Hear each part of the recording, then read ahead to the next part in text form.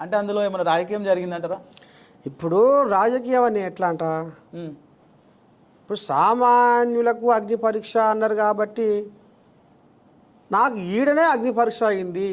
ఉమ్, నేను ఇక్కడనే అగ్ని పరీక్షలో ఆరితేరినోని రాటుదేలిలోని ఉమ్, అదో నాకు లెక్క అని పోయినా. ఓకే. కానీ అక్కడ జరిగిన ముచ్చట ఇది.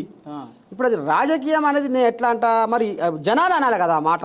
ఉమ్, ఇప్పుడు నర్సయ్య తాతకు మీరు ఏం అవకాశం ఇచ్చిర్రు? ఒక పాట పాడిన కానీ మీరు ఎందుకు ఆయనని ఆపేసిర్రు? ఒక పాటకే ఆయనని పరిమితం ఎట్లా చేసిర్రు? ఆయనలో ఇంకా ఏం కళ ఉంది బయట పెట్టలే ఎందుకు? ఎందుకు ఆయన ఛాన్స్ ఇవ్వలేదు? అదపై ఆయనకు ఇంకొక 2-3 దినాలు ఛాన్స్ ఇచ్చినా, ఒక్కరోజైనా ఛాన్స్ ఇచ్చినా ఆయనలో ఏముంది? ఉమ్, ఇప్పుడు అంతమంది ఉన్నారు కదా, అవును. అందులో ఆయనలో ఏముంది?